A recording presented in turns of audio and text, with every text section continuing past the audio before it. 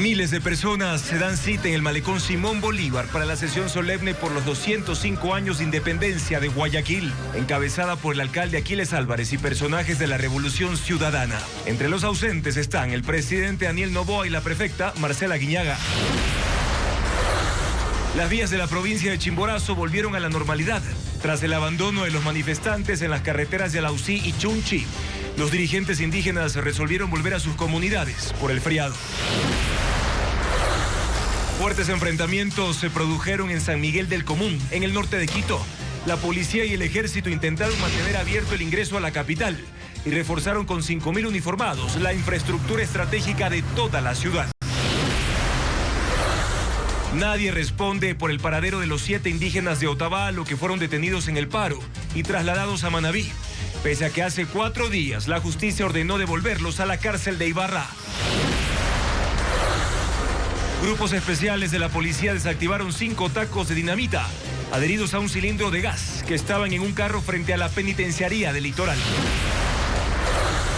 Las tropas israelíes comenzaron su retirada hacia las líneas acordadas en Gaza y se define la logística para el intercambio de cerca de 2.000 prisioneros palestinos por 48 rehenes como parte del pacto de paz entre Israel y Hamás.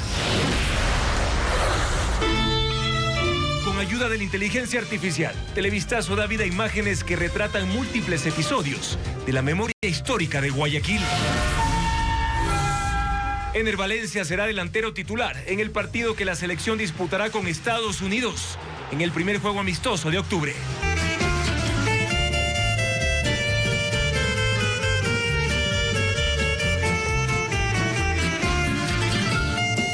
Hoy Guayaquil se viste de celeste y blanco para celebrar 205 años de independencia. Entre historia, orgullo y alegría, rendimos homenaje a la perla del Pacífico, cuna de libertad, de gente pujante y trabajadora y corazón del Ecuador. Felices fiestas. Bienvenidos amigos a Televistazo Estelar este jueves 9 de octubre. Precisamente en estos momentos se está desarrollando ya la tradicional sesión solemne municipal. Al evento han llegado miles de personas que han ocupado al menos unas 6 cuadras en la avenida Malecón en el centro de la ciudad. Entre ellas autoridades como concejales, asambleístas, también el cardenal Luis Gerardo Cabrera y finalmente arribó el alcalde Aquiles Álvarez. En minutos tendremos los detalles de su intervención.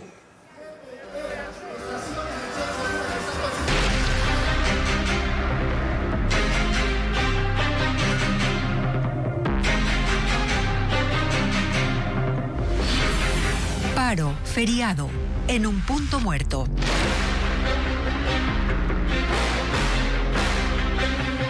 Esta tarde se registraron enfrentamientos entre la fuerza pública y manifestantes en San Miguel del Común, al norte de Quito. Durante 2 horas permaneció bloqueado el ingreso a la capital por la vía panamericana. La policía informó sobre un herido. Los detalles en el siguiente informe. El inicio del feriado marcó una jornada de movilizaciones en 2 puntos de la capital. Desde el mediodía, moradores de San Miguel del Común bloquearon la Panamericana Norte, antes del peaje de Oyacoto. El tránsito se detuvo 2 horas hasta que los uniformados se concentraron en el sitio. Comprendemos su derecho a manifestarse, pero no pueden afectar los derechos de otras personas, sus bienes y el orden público. Los manifestantes hicieron caso omiso y se produjo el primer enfrentamiento con la policía. Somos agredidos con puntas, con palos, con piedras y con voladores. Producto de eso tiene un impacto de un volador, un compañero del humo, que está, gracias a Dios, está bien. Unos 100 uniformados entre policías y militares lograron despejar la Panamericana, pero el enfrentamiento continuó. Desde el interior de la comuna y la montaña al otro lado de la vía, los moradores lanzaron voladores y bombas molotov.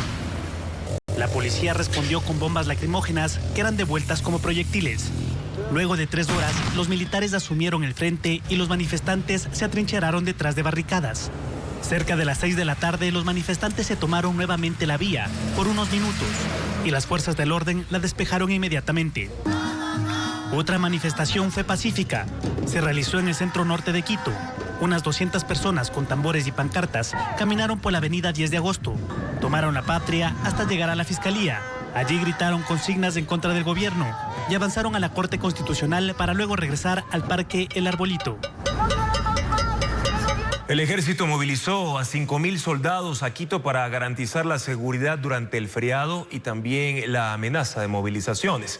Desde este viernes intensificaron los patrullajes en zonas sensibles de la capital. Lo informa Paul Romero. Desde este viernes el ejército blindó la ciudad de Quito. Sumó 5.000 soldados, 2.000 permanentes y 3.000 que llegaron desde unidades especiales del interior como la Brigada Patria de la Tacunga, el Fuerte Militar Atahualpa de Machachi, entre otras de la costa, ante la advertencia de los dirigentes de la CONAIE de tomarse la capital. El inusitado despliegue militar incluye también 130 vehículos tácticos para la movilización de tropas, blindados 6x6, 4x4 y aeronaves de la Brigada de Aviación. El ejército informó que el despliegue de tropas se realizó para evitar caos, vandalismo, destrucción de bienes públicos y privados. Esta semana el gobierno dijo que activó un plan de defensa de Quito para evitar el ingreso de organizaciones indígenas y campesinas, como ocurrió en los paros del 2019 y 2022.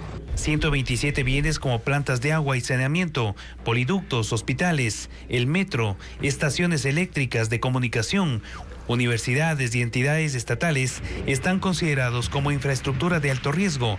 Este viernes los militares ya realizaron patrullajes en Quito y controlaron la seguridad en el metro de la ciudad. En el norte de Pichincha persisten los bloqueos en las vías que conectan con Imbabura. Se registran cierres en las zonas de El Cajas, mientras que en Tabacundo y Cayambe el flujo vehicular es más intenso justamente en este inicio de feriado nacional, aunque el comercio sigue afectado. Los detalles de lo que ocurre en esa localidad con Joel Vanegas. Desde Quito hay controles policiales y militares en San Miguel del Común, punto estratégico de las manifestaciones porque es el ingreso y salida de la capital hacia el norte. En el peaje de Oyacoto, este jueves aumentó el tránsito en comparación con semanas anteriores. Algunos viajeros buscaron llegar a Tabacundo y Cayambe. Mientras tanto, unos 100 vehículos de transporte escolar e institucional formaron una caravana desde Guayabamba con dirección a Quito, en rechazo a la eliminación al subsidio al diésel. A pérdida porque nosotros la famosa compensación que nos ofreció el gobierno no tenemos nada. Fue puro falsedad. La carretera que une Tabacundo con El Cajas en el límite con Imbabura permanece cerrada. Árboles, tierra y personas de las comunidades del lugar impiden el paso. El mismo panorama se registra en la vía E35 en el tramo que une Cayambe con El Cajas. Pese a las restricciones, las florícolas de la zona continúan operando, así como los negocios a lo largo de la carretera que intentan recuperar ingresos tras 18 días de paralizaciones y bloqueos. La verdad está ahorita todo muy bajo, demasiado bajo, no hay ventas, no hay gente. Hicimos horarios con los trabajadores, unos trabajan en la mañana, otros trabajan en la tarde, para no dejarles a todos los chicos desamparados porque ellos también viven de su trabajo. En Cayambe y Tabacundo, los comerciantes afirman que sus negocios han caído en un 90% en los días de paralización. La tensión en el sur de Chimborazo empezó a disiparse. En Alausí y Chunchi, los manifestantes indígenas que mantenían bloqueada la Panamericana E35 decidieron retirarse tras varios días de paralización. Aunque las vías amanecieron despejadas de protestas, maquinaria y también uniformados trabajaron para remover los escombros que aún impedían el paso hacia el sur del país. Ángel Pilatuña amplía la información. Este jueves la calma volvió a respirarse en el sur de Chimborazo. En los cantones Alausí y Chunchi, la Panamericana E35 amaneció libre de manifestantes indígenas, aunque aún cubierta por montañas de tierra, rocas y troncos que impedían el paso vehicular.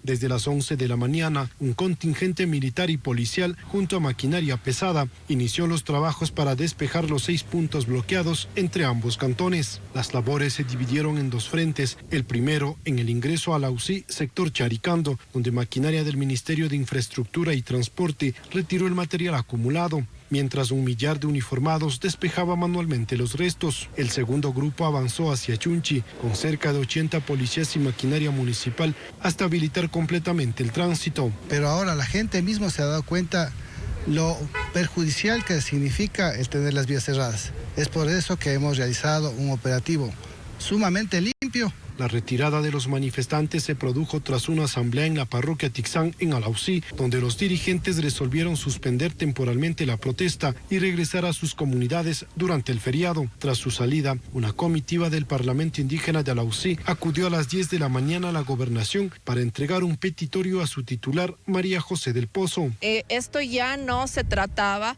en cuanto a la redistribución de recursos, en cuanto al subsidio del diésel, sino tenían pedidos puntuales, todo en cuanto a la producción, en cuanto a la agricultura, en cuanto al precio de los productos. Los dirigentes anunciaron que el lunes volverán a reunirse para decidir si retoman las movilizaciones. Con la salida de los manifestantes y los trabajos de limpieza en marcha, las vías de Chimborazo permanecen habilitadas. Sin embargo, las autoridades recomiendan circular con precaución, ya que aún hay pequeños palos y piedras sobre la calzada. Casi 93.000 uniformados están destinados a garantizar la seguridad durante el feriado. Ecuador vive estos días bajo presión. La fuerza pública está dividida entre el turismo, el paro y también la violencia. Merlín Ochoa con más información. En la carretera de Alausí, en Chimborazo, policías y militares trabajaban desde la mañana del jueves habilitando las vías bloqueadas.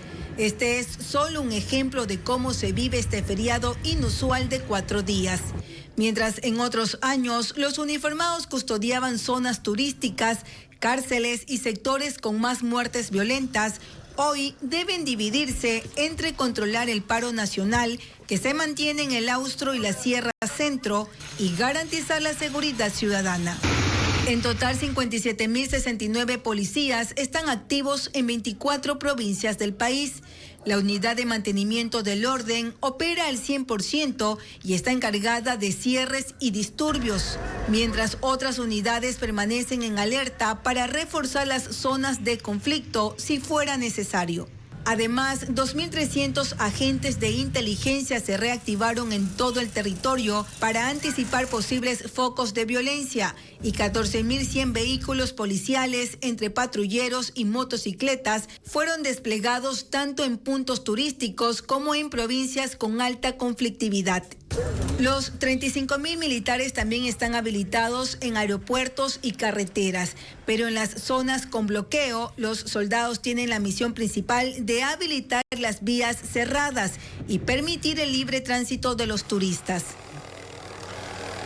Organizaciones sociales indígenas, gremios productivos y la alcaldía de Cotacachi solicitaron formalmente un diálogo con el gobierno para buscar una solución a la crisis que ya acumula 18 días y mantiene paralizada a la provincia de Imbabura. Carla Delgado tiene más detalles de ese pedido. Veamos.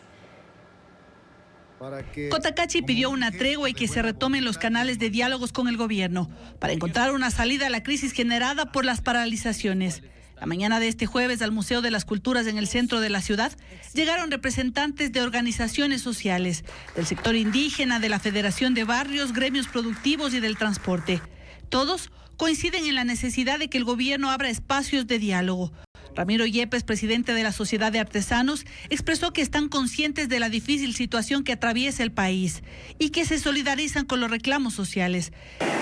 El tiempo está transcurriendo y ha habido prácticamente oídos sordos de quienes tienen la posibilidad de llegar a acuerdos, especialmente el gobierno nacional. Desde el sector ganadero se alertó sobre las pérdidas económicas. El representante de este gremio explicó que los bloqueos y la paralización ya han generado las pérdidas de más de 3 millones de litros de leche. Que son más de 1.000 familias indirectas que dependen del sector lechero en particular. Y son miles de familias que están dependiendo de la cadena agroalimentaria.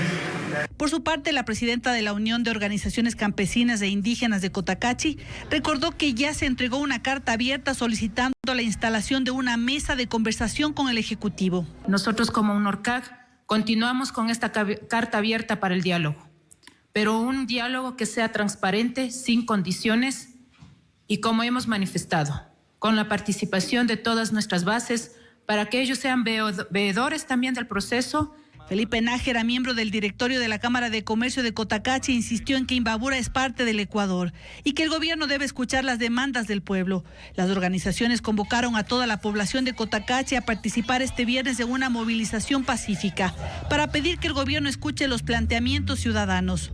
Mientras tanto, este jueves, en medio del feriado, la ciudad lucía vacía. En las perchas de los supermercados no hay productos y el gas escasea. Los negocios permanecen cerrados y sus habitantes viven un encierro involuntario que cada día profundiza la incertidumbre. Y gran parte de las autoridades del gobierno central están en Guayaquil, desde donde monitorean el paro indígena y participan en eventos públicos por la conmemoración de la independencia de la ciudad. Pero esa agenda se cumple sin el presidente Daniel Noboa. Diego Cuenca con el informe. El gobierno empezó el primer día de feriado enfrentando dos escenarios desde Guayaquil. El primero es el paro parcial en la Sierra Norte, donde los indígenas llevan 18 días de manifestaciones.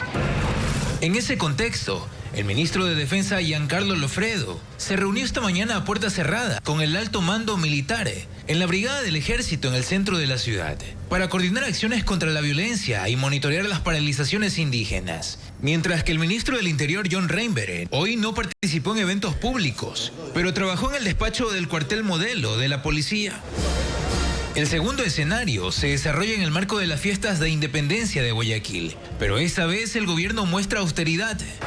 El presidente de la República, Daniel Noboa, al menos por hoy, puso en pausa sus actividades públicas. Amaneció en su casa, en una de las urbanizaciones privadas de San Borondón. Televisazo conoció que por la mañana salió a trotar 20 kilómetros y realizó actividades de despacho. No participó en ningún evento por la conmemoración de los 205 años de independencia de la Perla del Pacífico. En su reemplazo, la vicepresidenta de la República, María José Pinto, lideró la entrega de la ofrenda floral en el Parque Centenario. Según la Secretaría General de Comunicación de la Presidencia, el primer mandatario no tiene previsto participar en ningún evento festivo durante la tarde y noche de este jueves.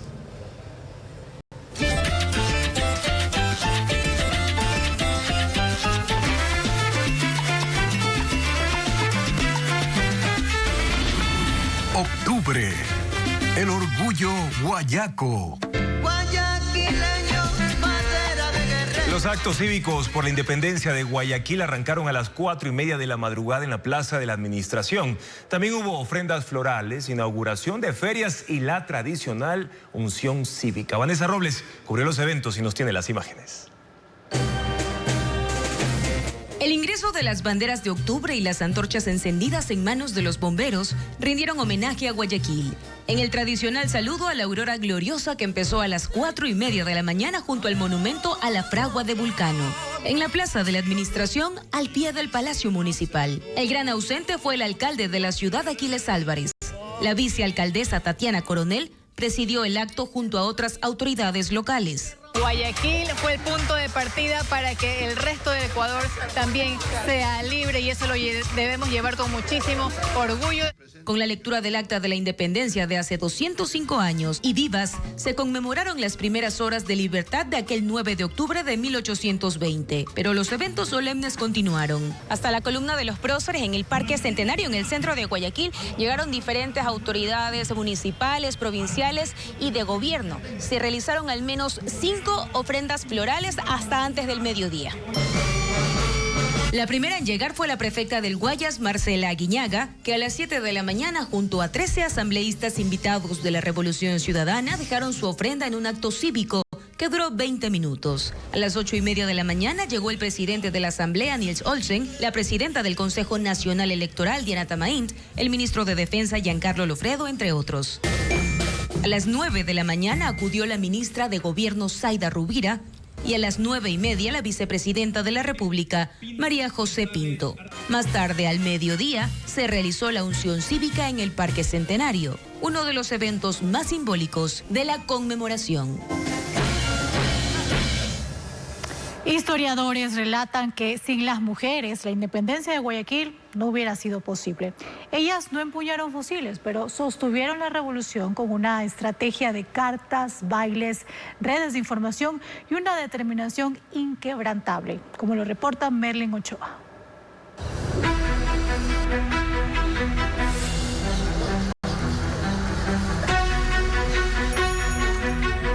Mientras la historia celebra a los próceres que actuaron con espada en mano, hubo mujeres que desde la sombra tejieron la libertad con estrategia.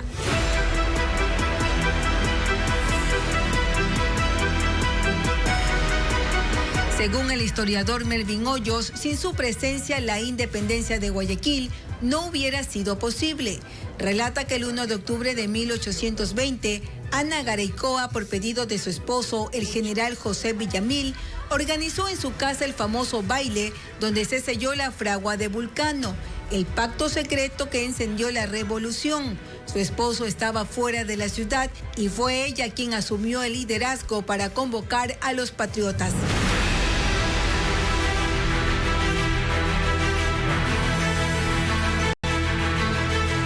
Aquella fiesta fue el punto de partida de la independencia del 9 de octubre. Y le dice a su suegra que tiene que ayudarla para controlar que los militares que habían llegado desde el Perú para coger y evitar un brote rebelde o subversivo en Guayaquil no estén cerca de la casa, o si están, ella poder dar el aviso. Junto a Ana siempre estuvo su hermana Manuela Garaycoa de Calderón, madre del héroe Abdón Calderón.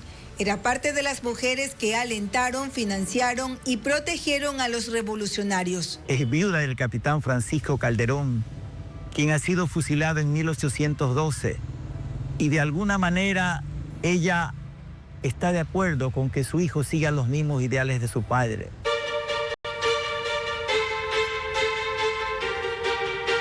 Otra figura esencial fue Isabel Morlás, espía y anfitriona de tertulias donde obtenía información sobre los realistas y la transmitía al coronel León de Febres Cordero. Y ella va a acompañar a su novio y luego su esposo en toda la campaña libertadora de América hasta Venezuela. 8 meses después, cuando un militar intentó revertir la independencia, fueron las mujeres quienes levantaron la voz. La historia registra que 18 guayaquileñas le enviaron una carta y lo enfrentaron con una fuerza política inédita. Le dicen que ellas prefieren quemar Guayaquil antes que dejárselo en el caso de que llegara a triunfar la contrarrevolución. Los historiadores recalcan que gracias a la independencia de Guayaquil se abrieron los caminos para otras gestas libertarias del continente. Cada vez las mujeres participaron de forma más activa. Al día siguiente, el día 10, comienza la planificación de la campaña libertadora, donde hombres y mujeres libres se van inscribiendo para combatir por la libertad de la patria. Ella también combate con bayonetas, combate con fusiles. En la Biblioteca Municipal de Guayaquil hay documentos que confirman el rol protagónico de las mujeres. Está el acta de requerimiento de Manuela Garaycoa de Calderón, que exigió libertad, y los escritos de Josefa Rocafuerte, hermana de Vicente Rocafuerte, quien financió causas emancipadoras como la de Perú. Las mujeres del 9 de octubre fueron las libertarias invisibles que cambiaron el destino de Guayaquil y del Ecuador. Seguimos con más noticias, amigos. Los vehículos de la caravana presidencial atacada en el cantón El Tambo, en Cañar, no presentan impactos de armas de fuego, según el parte policial que consta en la investigación judicial. La acusación de tentativa de asesinato contra el presidente Daniel Noboa quedó sin piso, según la defensa de las personas que fueron liberadas ayer. Paul Romero actualiza la información sobre este caso. La denuncia en la Fiscalía por terrorismo y tentativa de asesinato al presidente Daniel Noboa durante el ataque a la caravana presidencial en el Tambo, Cañar, quedó sin piso tras la liberación de los 5 detenidos, según su abogado defensor Yacu Pérez. El parte policial sobre el ataque fue determinante para que una jueza haya declarado ilegal su detención y que la Fiscalía no formule cargos en su contra. El parte de 5 páginas especifica la condición en la que quedaron los 8 vehículos afectados. Sobre el bipresidencial en el que viajaba el mandatario, señala que tiene fracturas radiales y concéntricas en el parabrisas anterior y ventanas laterales, varios hundimientos en la estructura metálica en la parte frontal y laterales. Se descartó que tenga impactos de bala. Para que un proceso penal tenga éxito, primero tiene que haber la materialidad de la infracción. El carro con impactos de bala no existe. El día del ataque, la ministra de Ambiente y Energía, Inés Manzano, presentó la denuncia en la Fiscalía por tentativa de asesinato al mandatario y dijo que el vehículo presidencial no solo fue atacado con piedras. Dispararle al carro del presidente, tirar piedras, dañar bienes del Estado, eso solamente son criminales. Sin embargo, la investigación sigue abierta en contra de los 5 implicados por otro delito, ataque y resistencia. Después de 4 años de proceso, un tribunal declaró inocentes a Sebastián Yunda y a su tío César Yunda. Ambos habían sido acusados por asociación ilícita por una supuesta injerencia en contratos del municipio de Quito a favor de un círculo cercano. Fabiola Santana informa que el tribunal determinó que no se comprobó la existencia de ese delito. Por unanimidad, un tribunal penal declaró inocentes del delito de asociación ilícita al hijo del exalcalde de Quito, Jorge Yunda, Sebastián Yunda, y su tío César. Ocurrió este miércoles en el 4º día del dilatado juicio en el Complejo Judicial Norte de Quito. Sebastián Yunda y otros fueron procesados penalmente desde septiembre de 2021 por supuestas irregularidades en contratos de adquisición de cámaras de videovigilancia por $1.7 millones durante la administración de su padre. Según la Fiscalía, él los gestionó para beneficiar a un círculo de amigos. Fueron parte del expediente los chats del hijo del alcalde extraídos tras la incautación de su celular. En el juicio, la fiscal Mónica Tirado presentó pruebas documentales relacionadas a oficios al SRI, Contraloría, UAFE y municipio y solicitó al tribunal que se declare su culpabilidad y se le imponga la máxima pena. Pedido al que se sumó la empresa de seguridad municipal. Sebastián Yunda se adhirió a la prueba documental de la Fiscalía y presentó 3 testigos, entre ellos su padre, quien se acogió al silencio. También una perito tributaria que testificó a favor de Yunda. El tribunal presidido por el juez Galo Rumiguano dijo que no se comprobó la existencia del delito y los declaró inocentes. Antes se sobreseyó al exgerente de la empresa de seguridad y una exfuncionaria municipal por no haber elementos que los relacionen al delito. Gracias por continuar en sintonía de Televistazo Estelar durante este feriado. En las terminales terrestres de Quito y Esmeraldas hay estragos por el paro. Varias rutas han sido canceladas y se observa una disminución en cuanto al número de usuarios en comparación con otros feriados de este mismo año. Mientras tanto, en Guayaquil y Cuenca la situación es más favorable. Los balnearios figuran entre los principales destinos. Diego Puente con un reporte de la situación.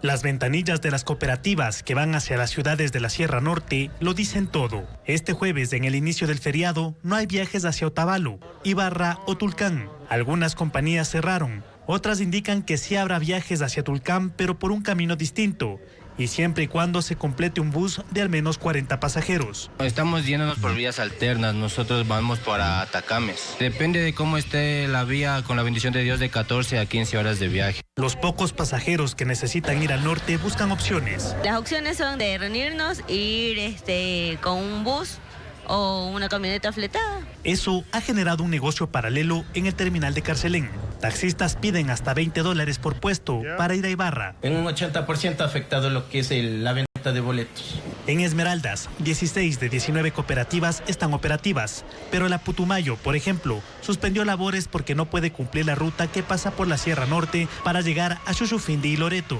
En Guayaquil el número de usuarios es mayor. La gente hizo fila esta mañana por un boleto a provincias costeras como Santa Elena y Manabí para disfrutar de 4 días del feriado. Claro, pues hemos aumentado casi un 80% la capacidad de los carros con las frecuencias. Aquí sí se ofrecen boletos a ciudades de la sierra como Quito, Riobamba y Cuenca, pero hay temor entre los usuarios de quedarse detenidos en bloqueos si se reactivan las manifestaciones.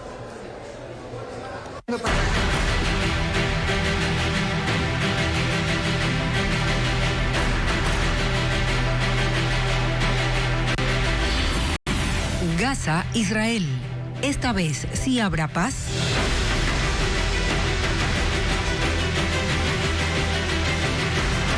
La primera fase del plan de paz entre Israel y Hamás entrará en vigencia en las próximas horas. El principal negociador del grupo extremista palestino dijo que la firma pone fin a la guerra en Gaza. Además, se logrará un intercambio de prisioneros. La entrada de ayuda humanitaria y el paso fronterizo con Egipto será reabierto. Sobre la segunda fase, el presidente de Estados Unidos, Donald Trump, adelantó que habrá desarme. Israel y Hamás se preparan para iniciar la primera fase del plan de paz. Las tropas israelíes comenzaron su retirada hacia las líneas acordadas, aunque mantendrán presencia en ciertas áreas estratégicas. Los combates deberán detenerse y la logística para el intercambio de cerca de 2.000 prisioneros palestinos por los 48 rehenes se pondrá en marcha. Para Hamás, la firma de este acuerdo significa el fin de la guerra. Hemos recibido garantías de los mediadores y del gobierno estadounidense asegurándonos que la guerra ha terminado por completo, dijo Khalil Al-Haya, su jefe negociador. Agregó que en esta fase también entrará más ayuda humanitaria y se reabrirá el cruce fronterizo de Gaza con Egipto. Sobre lo que ocurrirá después de que Hamás libere a los rehenes y que las tropas israelíes se replieguen, el presidente de Estados Unidos, Donald Trump, y principal mediador del conflicto, dio algunos adelantos. Habrá desarme, habrá retiradas, sucederán muchas cosas. Les di una lista completa de 22 cosas diferentes que ocurrirán y creo que se llevarán a cabo. Creo que terminaremos con la paz en Oriente Medio, dice. El mandatario estadounidense viajará este fin de semana a Egipto para la firma definitiva del acuerdo de paz. Y tanto en Israel como en la Franja de Gaza hubo celebraciones tras conocerse la noticia de la primera fase del acuerdo. El presidente Donald Trump, quien propuso el plan para el fin del conflicto, declaró que varios países del Medio Oriente planean ayudar con la reconstrucción. El anuncio del cese al fuego entre Israel y Hamás fue recibido con alegría tanto en Gaza como en Tel Aviv. En Gaza, este reportero anunciaba el fin de las hostilidades, mientras era cargado por varios gazatíes que coreaban "Alá es grande". También realizaron oraciones en agradecimiento, expresando alivio y alegría tras 2 años de devastación por los intensos combates. Las familias de los rehenes israelíes cantaban, saltaban y bailaban al conocer la noticia. La oficina del primer ministro Benjamín Netanyahu informó que el gabinete reunido en Jerusalén aprobó el acuerdo y ya ha entrado en vigor. Vehículos de la Cruz Roja se desplazan hacia el norte de Gaza por la carretera de Al-Rashid, preparándose para la liberación en los próximos días. El presidente estadounidense Donald Trump, precursor del plan de paz, declaró que varios países del Medio Oriente planean ayudar con la reconstrucción de la Franja de Gaza, un proyecto en el que él mismo estará involucrado. Además, viajará a Jerusalén el domingo. Según cifras del Ministerio de Salud palestino, controlado por Hamás, 67.194 gazatíes han muerto en este conflicto. Y si cree que el tráfico durante un feriado en Ecuador es estresante, vea las siguientes imágenes. Son millones de vehículos atascados en la principal estación de peaje de China en la provincia de Anhui. Se trata de los viajeros que regresan de una semana de vacaciones por el Día Nacional y el Festival del Medio Otoño. 36 carriles no fueron suficientes para evitar el embotellamiento hacia Shanghái y otras ciudades. Las autoridades alertan que los atascos pueden durar hasta 36 horas. Llaman a juicio a 17 militares por la desaparición y muerte de 3 adolescentes y un niño en el caso Las Malvinas. Los acusados permanecen con prisión preventiva, que por cierto va a caducar el 30 de diciembre de este año. Si para entonces no hay sentencia en firme. La Fiscalía busca acelerar el proceso ante la complejidad de un caso con numerosos testigos y peritos. Informa Bessie Granja. El juez Denis Ugalde de la Unidad Judicial Sur Valdivia en Guayaquil llamó a juicio a 17 militares por la desaparición forzada de Josué, Ismael, Nehemías y Steven en el denominado caso Malvinas, ocurrido en diciembre de 2024. El magistrado confirmó la prisión preventiva para los uniformados. La complejidad del caso Malvinas representa un desafío para el sistema judicial, en cuanto al cumplimiento de los plazos. La audiencia preparatoria de juicio, que se extendió por 2 días, tras un proceso marcado por significativas dilaciones. 4 audiencias que no se realizaron. Una fue instalada y suspendida el mismo día y otra fue convocada pero no se instaló debido a una recusación en contra del juez. Según el fiscal Cristian Fares, el Tribunal de Garantías Penales de Guayaquil, que sea designado, deberá manejar un elevado número de peritos y testigos, lo que podría generar audiencias de semanas enteras. Si el proceso no concluye con sentencia antes del 30 de diciembre de 2025, la prisión preventiva de los acusados podría caducar. Ante dicho escenario, explica el fiscal, se tiene previsto que, una vez conocido el tribunal designado, se presenten peticiones formales para que se considere las características complejas del caso y se convoquen audiencias con carácter urgente. Las peticiones se fundamentarán, explica Fares, en la obligación constitucional y legal que tienen los jueces de precautelar la caducidad de la prisión preventiva. Sobre el llamado a juicio contra los 17 militares, la organización Amnistía Internacional señaló en su cuenta oficial X: es un paso clave hacia la justicia. Ninguna desaparición forzada de las Fuerzas Armadas de Ecuador debe quedar impune.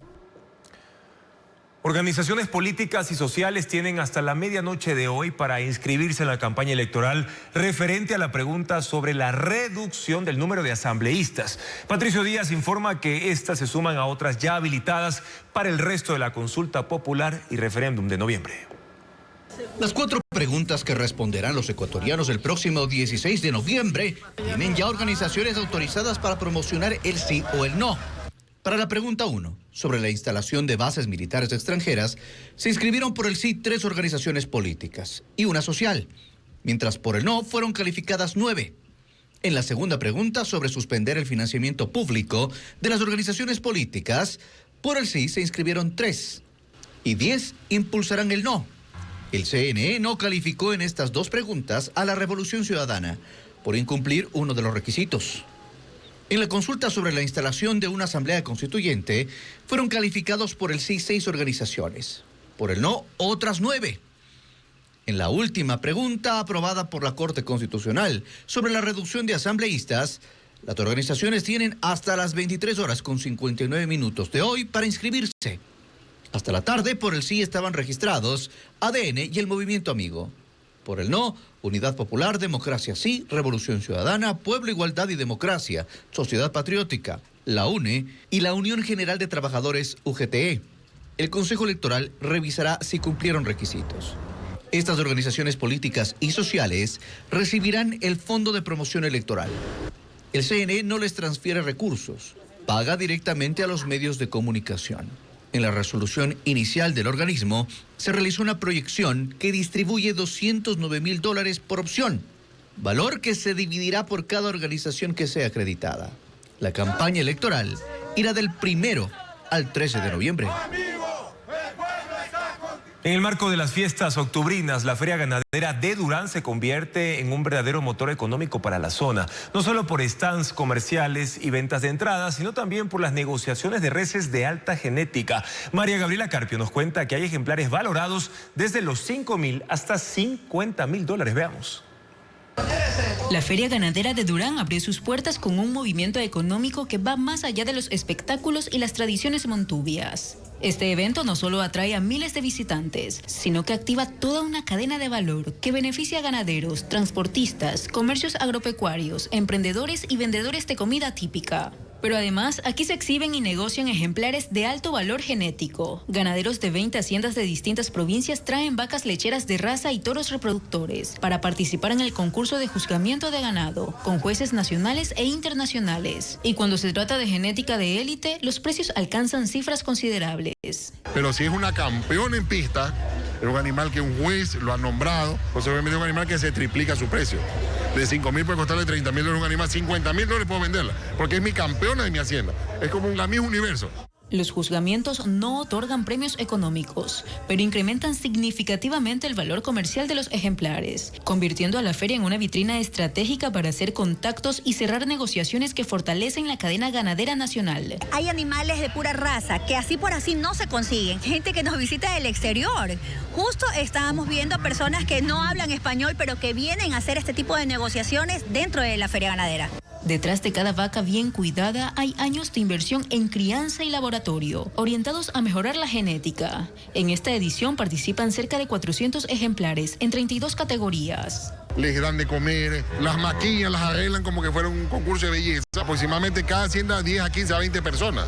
Entonces imagínense todo eso, el ganadero tiene que cubrir los costos. Luis llegó desde la provincia de El Oro con 44 reses. Su participación implicó logística, personal técnico y transporte especializado para los animales. Nos damos de conocer, enseñamos nuestra genética, nuestro potencial y aquí hacemos muchas relaciones comerciales. Inclusive vendemos animales que no estaban a la venta, pero a alguien le gustó y se puede vender. La seguridad también ha sido reforzada. Más de 150 policías y militares, junto a 120 guardias privados, vigilan los alrededores de este evento, que se extenderá hasta el domingo. Continuamos con más noticias aquí en Televistazo Estelar. La policía deshabilitó un coche con explosivos frente a la penitenciaría del Litoral. Eran tacos de dinamita adheridos a un tanque de gas de uso doméstico. El ministro del Interior aseguró que existe la alerta de atentar contra la cárcel La Roca. Merlin Ochoa con la información. La alerta llegó a las 2 de la tarde. Agentes de inteligencia policial identificaron que dentro de este vehículo negro, abandonado frente a la entrada principal de la penitenciaría del Litoral, había explosivos. En esa zona funcionan tiendas, restaurantes y talleres. Minutos después, la policía activó un cerco de seguridad y bloqueó la circulación vehicular en el kilómetro 14 de la vía Guayaquil-Daule. A las 3 de la tarde, un can antiexplosivos fue el primero en acercarse. Rodeó el carro y al sentarse confirmó lo temido. Había material explosivo. Detrás de él ingresaron los técnicos del GIRI. En total, 200 uniformados participaron en la operación, mientras un helicóptero y un dron vigilaban desde el aire el perímetro y el interior del centro carcelario donde están los presos de al menos 10 grupos criminales. Antes de las 5 de la tarde, los peritos desactivaron la bomba. Eran 5 cargas explosivas adheridas a un cilindro de gas y con cargas secundarias, lo que significa que esto, haber explotado, hubiera sido una gran tragedia que hubiéramos tenido aquí en el centro penitenciario. La bomba estaba compuesta por tacos de dinamita con capacidad de destrucción de al menos 200 metros a la redonda. Según el ministro del Interior, unidades especiales de la policía detectaron un plan para detonar el carro en horas de la noche. Es el segundo carro con explosivos que colocan los delincuentes en menos de 15 días. Lo ubicaron frente a este complejo carcelario, que es el más grande y peligroso que tiene el país. A las 5:30 la circulación vehicular fue habilitada. No hubo heridos. En Ibarra, las autoridades locales respondieron a las amenazas de dirigentes indígenas de Cotacachi que advirtieron con tomarse la ciudad estos días. El alcalde anunció acciones legales y la gobernadora dijo que tomarán medidas de seguridad, mientras los bloqueos en la vía panamericana mantienen Imbabura incomunicada. Cristian Tinajero con más detalles de lo que ocurre ahí. Tomarse Ibarra durante el feriado y desbaratar la ciudad si no reciben apoyo de sus habitantes. Esa fue la amenaza lanzada por los dirigentes indígenas de Cotacachi tras una multitudinaria marcha por el centro de la urbe este miércoles. Este es el primer aviso a Ciudad de Ibarra. Las declaraciones encendieron la reacción de las autoridades locales. Álvaro Castillo, alcalde de Ibarra, rechazó los discursos de intimidación y anunció que la Procuraduría Municipal presentará acciones legales contra quienes amenazaron abiertamente con atentar contra la ciudad y sus habitantes. ¿Quién es este individuo y qué pasado tiene? Y además que está asociado con otro camuflado delincuente de aquí de Ibarra. Se refiere a Guido Perugachi, dirigente de la comunidad Perafán de Cotacachi, quien desde hace 15 años influye en las decisiones de la UNORCAC. Sobre Perugachi recaen investigaciones en la Fiscalía General del Estado por delitos de violación, tráfico de influencias y peculado, procesos que aún siguen en trámite. Se cierra todo, compañeras y compañeros. ¡Que viva la lucha! Mientras tanto, la gobernadora de Imbabura, Elsie Landeta, aseguró que el gobierno no permitirá que Ibarra sea atacada, pero al ser consultada sobre las acciones concretas que ejecutará la fuerza pública, evadió las respuestas. Nosotros articulamos una mesa de seguridad el día de ayer. De acuerdo con la policía, 800 uniformados están desplegados en la provincia. Y aunque no se ha informado cuántos militares refuerzan controles desde que inició el paro, históricamente el contingente supera el millar. Durante un recorrido realizado por Televistazo, se constató que la Panamericana, acceso principal a la ciudad desde Cotacachi, lucía sin resguardo. Y a escala provincial el EQ 911 reporta 12 bloqueos activos en la ruta Panamericana entre Cajas y Natabuela.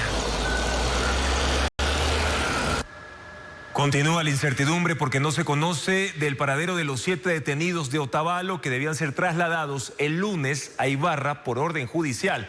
Según el SNAI, esa información es reservada. La defensa de los procesados pide la destitución de los responsables y una investigación penal por desacato. Jacqueline Roda sigue este caso, veamos. Han pasado 4 días desde que un tribunal de Manabí ordenó el traslado inmediato de 7 indígenas quichuas de Otavalo, desde la cárcel de Portoviejo a la de Ibarra, pero ni sus familiares ni sus abogados saben dónde están. Extraoficialmente les han dado varias versiones sobre su paradero. Primero les dijeron que salieron por tierra, desde el rodeo hasta el aeropuerto de Manta, luego que los llevaron a la cárcel de La Tacunga o a Quito. Lo último, que sí llegaron a Ibarra pero los regresaron a Manabí. Consiguieron este oficio con la orden firmada por la directora jurídica del SNAI, dirigida a los directores de las cárceles de Portoviejo e Ibarra. Es todo lo que tienen. Ante la incertidumbre acudieron a organizaciones de derechos humanos que publicaron alertas para exigir información. Su abogado, Mario Ruiz, dijo que pidió a la Defensoría del Pueblo que intervenga. Además, presentó un escrito al tribunal. Solicito se inicie el trámite de destitución respectivo y se remitan los autos a la Fiscalía a fin de que se inicien las investigaciones por el incumplimiento de decisiones legítimas de autoridad competente. Advierte que el delito de desacato se sanciona con penas de hasta 3 años de prisión. Otros abogados se han sumado con escritos similares, recalcando que tolerar la inejecución de una decisión de habeas corpus equivale a convalidar una detención arbitraria y desconocer la supremacía de la Constitución. Ecuavisa consultó este miércoles al servicio penitenciario SNAI qué pasó con los 7 detenidos. Respondieron que la información es reservada por razones de seguridad y este jueves en una nueva consulta reiteraron que el tema es de carácter reservado. Y las comunidades indígenas de Cayambe cuestionan la falta de liderazgo de la CONAIE. Durante una reunión expresaron su preocupación por los bloqueos en sus territorios que ya generan pérdidas económicas. Carla Delgado informa que además plantean realizar una marcha masiva hacia Quito. Los debates dentro de las comunidades indígenas frente al paro nacional continúan. Las federaciones de desarrollo productivo de Cayambe se reunieron para analizar las pérdidas que ya enfrentan miles de pequeños productores, en su mayoría dedicados a la actividad lechera. Durante la asamblea, los dirigentes adoptaron 4 resoluciones. Entre ellas cuestionaron a la dirigencia de la CONAIE, señalando que no se ha alcanzado el objetivo de derogar el decreto 126 para eliminar el subsidio al diésel. Tiene que haber, en este caso, la reestructuración, si es posible, porque la verdad, si seguimos así, la CONAIE ha sido una historia de trayectoria quienes siempre han defendido los altos intereses sobre todo de todos los ecuatorianos. Para ello se requiere una serie de, en este caso, discusiones a nivel local, a nivel de pueblos y nacionalidades para que encaje ese proyecto, ese camino. Además, solicitaron a la presidenta del pueblo Cayambe reconsiderar la decisión de mantener el cierre de carreteras, ya que la medida impide la distribución de la leche de los centros de acopio. También resolvieron convocar a una marcha masiva que reúna a todas las organizaciones sociales del país, con destino a la capital, para demostrar, dicen, la unidad del movimiento y el respeto al derecho constitucional a la protesta.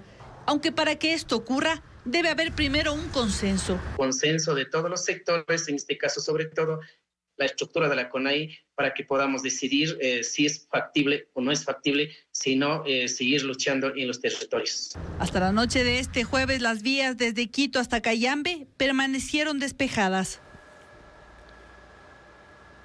Y el cierre prolongado de la Panamericana Norte ha golpeado de lleno al comercio, específicamente en Tulcán. Este jueves, las ferias mayoristas que solían reunir a cientos de vendedores del área textil de Imbabura y Pichincha amanecieron vacías, paralizando un movimiento económico que cada semana movía un aproximado de $300.000. Unos 300 comerciantes de textiles de Imbabura y Pichincha han dejado de llegar a las ferias mayoristas de Tulcán en Carchi debido al prolongado cierre de la Panamericana Norte. Estos espacios de distribución al por mayor, que tienen su punto más alto los jueves, lucen vacíos en el Mercado San Miguel y en las 3 plazoletas del Centro Comercial Popular, frenando un movimiento comercial que supera los $300.000. Las industrias textiles no logran ingresar con su mercadería, sacos, calentadores, camisetas y pantalones, y apenas un 30% de los comerciantes ha podido llegar para abastecer a los minoristas. Hasta de Pasto vienen acá, de Ipiales, de todas partes vienen, pero cuando está normal la situación. Los pedidos están en pausa. La ausencia de vendedores y compradores afecta a una cadena de al menos 150 negocios, entre ellos estibadores, taxistas y patios de comida, que han dejado de percibir ingresos por cerca de $6.000 los días de feria.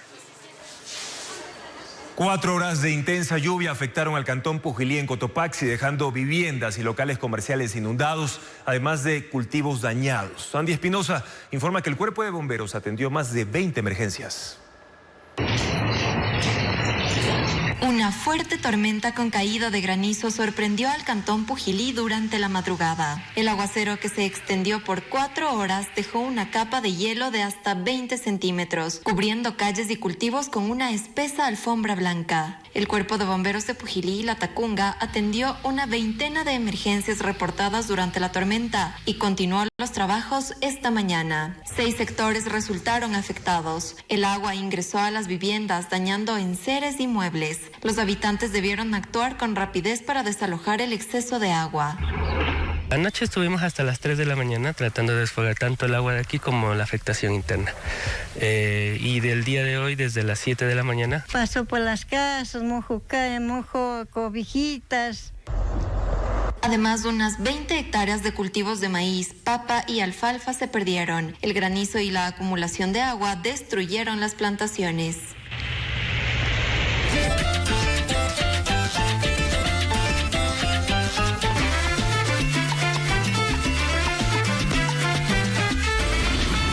Octubre, el orgullo guayaco.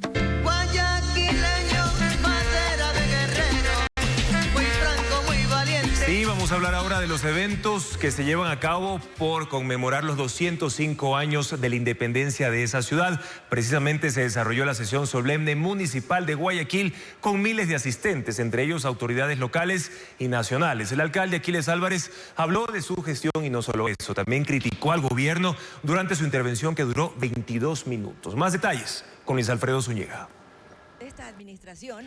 La sesión solemne municipal arrancó a las 6 de la tarde y tuvo una convocatoria masiva de personas que ocuparon al menos 6 cuadras en la avenida Malecón. Autoridades invitados llegaron, incluyendo concejales, asambleístas, el cardenal Luis Gerardo Cabrera. Y los ausentes en esta cita fueron el presidente Daniel Noboa y la prefecta del Guayas, Marcela Guiñaga. Cerca de las 6 de la tarde arribó el alcalde Aquiles Álvarez. Lo hizo caminando entre la multitud por la avenida Malecón hasta llegar a la tarima que se ubicó en los exteriores del Palacio Municipal. En su discurso de 22 minutos recordó que la celebración de la independencia es hoy, haciendo alusión, sin decirlo directamente, a la agenda adelantada que tuvo el gobierno ayer. Bienvenidos todos a este 9 de octubre, no 8, 9 de octubre. Aquí todos valen, todos importan y todos construyen. Por eso no necesitamos invocar al Fénix para hablar de renacer. Nosotros somos el Fénix. En varios pasajes de su discurso, el alcalde cuestionó la gestión del gobierno en temas como salud y seguridad. Vivimos en un país donde el poder central nunca escucha, donde se gobierna con decretos y no con el corazón, donde se amenaza más de lo que se construye, pero Guayaquil no se rinde.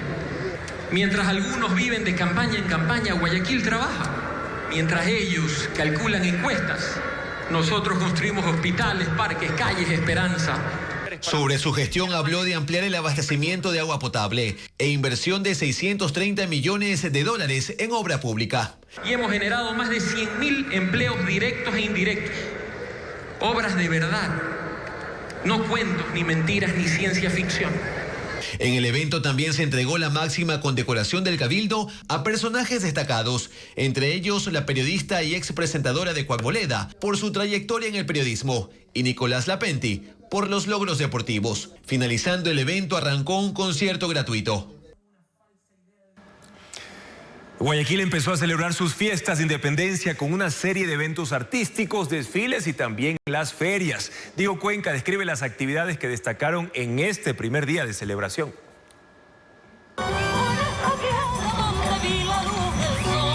Entre la mañana y tarde de este jueves, eventos festivos conmemoran la independencia de Guayaquil.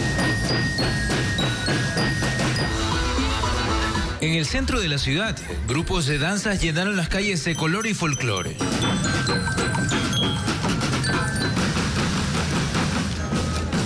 Ese show fue parte del desfile cívico estudiantil y comunitario, que se denomina Guayaquil Brilla. Destacó la participación de un exalumno del Colegio Vicente Rocafuerte, quien a pesar de su discapacidad, hacía maniobras. Empezó a las 2:30 de la tarde desde las calles Malecón y Loja hasta la avenida 9 de octubre, donde las bandas de gala de diferentes unidades educativas recorrieron 10 cuadras. Mientras en el Parque Samanes, en el norte de la ciudad, desde las 10:30 de la mañana se inauguró la Gran Feria de Guayaquil. En las 20 hectáreas se instalaron 12 pabellones con temáticas como la zona gamer y tecnología, que ofrecerá torneos de videojuegos, oferta gastronómica y conciertos con artistas nacionales e internacionales. La feria será desde este jueves 9 hasta el domingo 12 de octubre.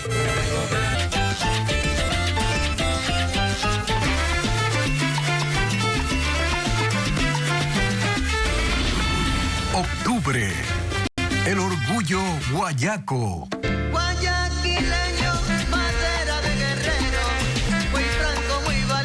Guayaquil guarda memorias en blanco y negro, estampas del comercio, la industria y la vida cotidiana que resistieron incendios y el paso del tiempo. Pero, Andrea, esas fotografías del archivo histórico del Guayas cobran vida más de un siglo después. En un reportaje de Fernando Terranova con inteligencia artificial, les mostramos un viaje a la memoria visual de una ciudad que nunca dejó de reinventarse.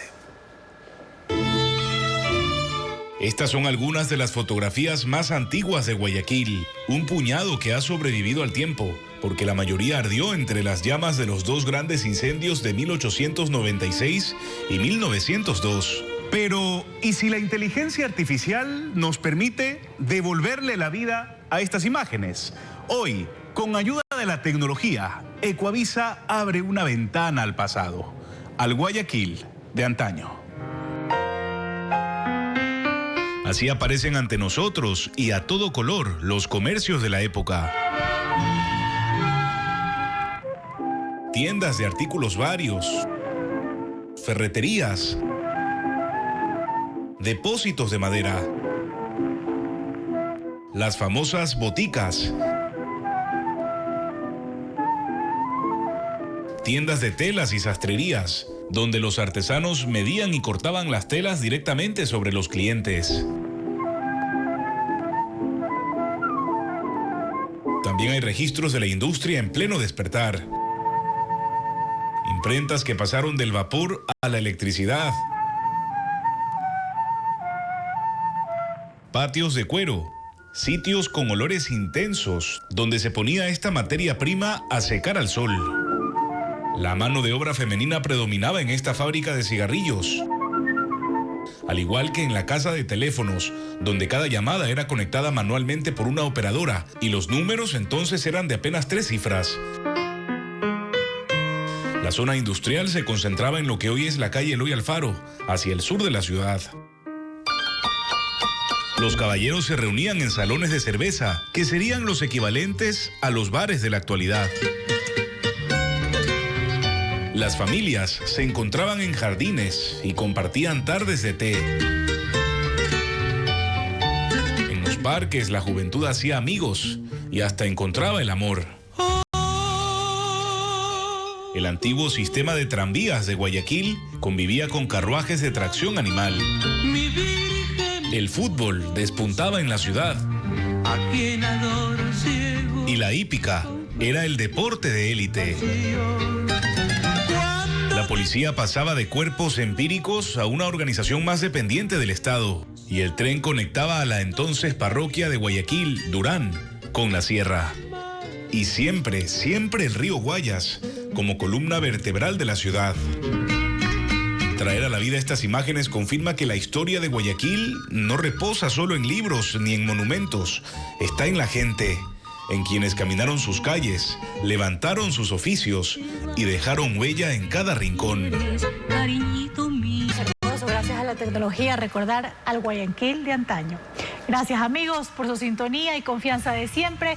Sigan atentos a nuestras redes sociales donde se actualiza la información sobre el estado de las vías y las terminales terrestres del país durante el feriado. Y en ecuavisa.com podrán encontrar la agenda de eventos en homenaje a la independencia de Guayaquil. Los dejamos de hecho con imágenes que exaltan a la perla del Pacífico en este 9 de octubre. Gracias por habernos acompañado. Que sigan teniendo un excelente feriado. Buenas noches.